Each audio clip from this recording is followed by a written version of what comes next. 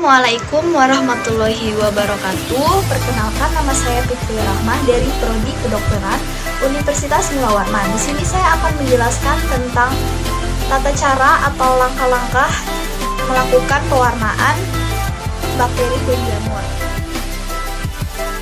Baik, di sini saya akan menjelaskan terlebih dahulu pewarnaan apa saja yang akan dilakukan. Itu adalah pewarnaan bakteri dan juga jamur. Nah, bakteri ini hampir tidak terlihat atau tidak berwarna dan kontras dengan air, di mana sel-sel bakteri tersebut disuspensikan.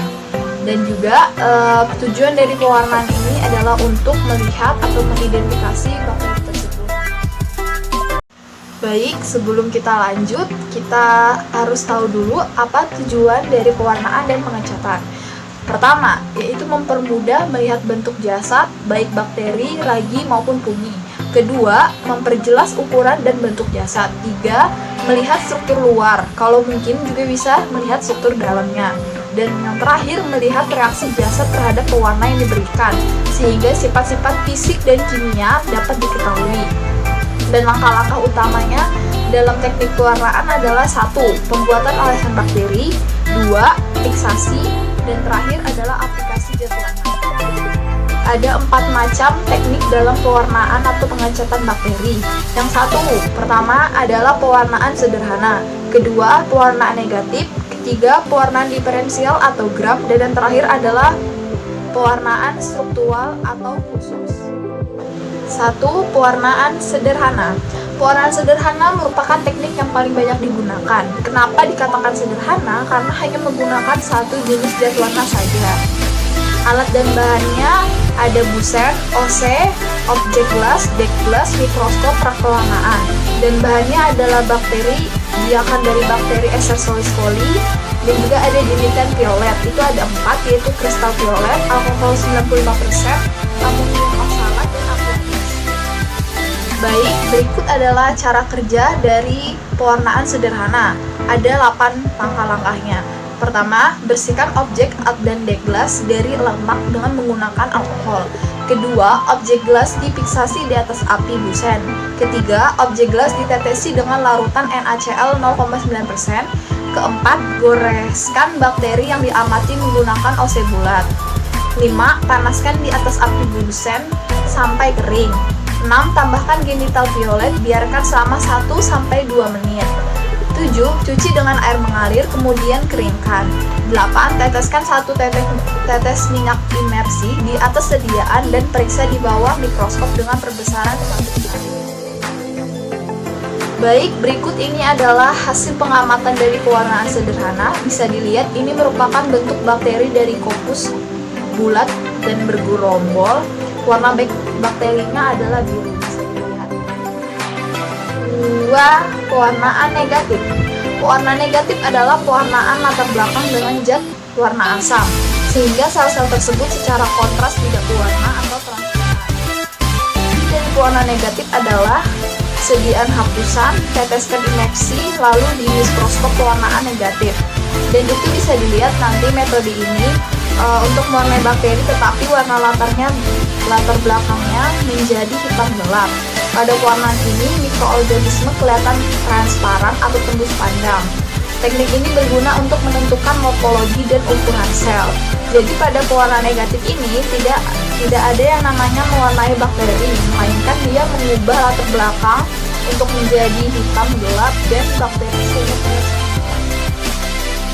Ini dia hasil pengamatan dari pewarnaan negatif. Bisa dilihat di sini layarnya menjadi hitam gelap dan bakteri terlihat transparan. Di sini untuk bertujuan melihat morfologi ukuran dari bakteri. 3. Pewarnaan diferensial atau gram. Pewarnaan diferensial atau gram adalah suatu metode empiris untuk membedakan spesies bakteri menjadi 2 kelompok besar, yaitu bakteri gram positif dan bakteri gram negatif. Nah, kalau gram negatif ini adalah bakteri yang tidak mempertahankan zat warna metil ungu pada metode pewarnaan gram. Sedangkan bakteri gram positif akan mempertahankan zat warna metil ungu gelap setelah dicuci dengan alkohol. Sementara bakteri gram ini dilakukan dalam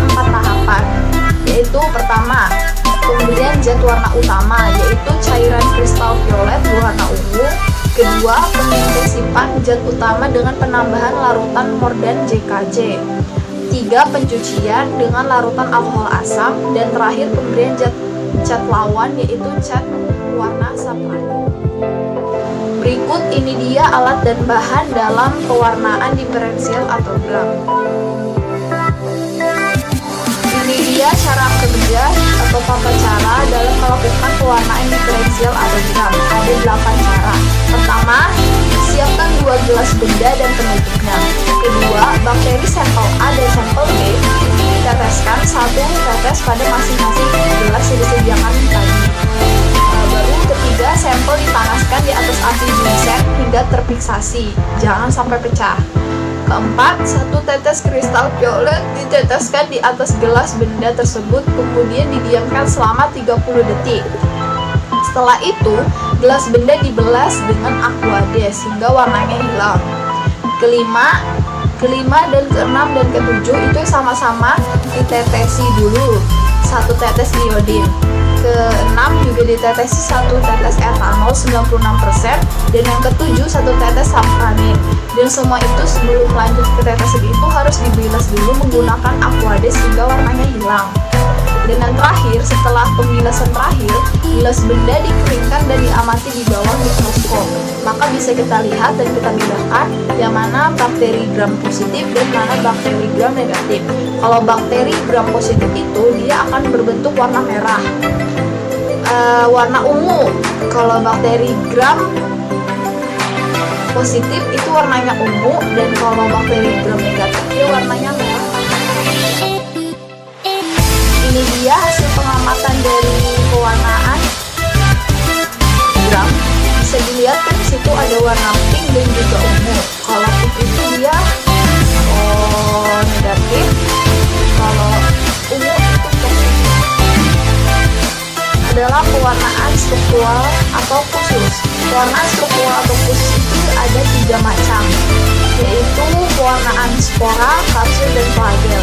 Kenapa dikatakan pewarnaan khusus? Karena metode ini merupakan metode pewarnaan untuk mewarnai struktur khusus atau tertentu dari bakteri. Seperti yang saya sebutkan sebelumnya tadi, ada 3 struktur khusus, yaitu ada spora, kapsul, dan flagel. Bisa dilihat di sini ada pewarnaan flagel, itu merupakan pewarnaan dengan memberikan suspensi koloid garam, asam tanat yang tidak stabil. Kedua, pewarnaan kapsul, itu merupakan pewarnaan dengan menggunakan kristal violet panas lalu larutan tembaga sulfat sebagai pembilas menghasilkan warna biru pucat pada kapsul.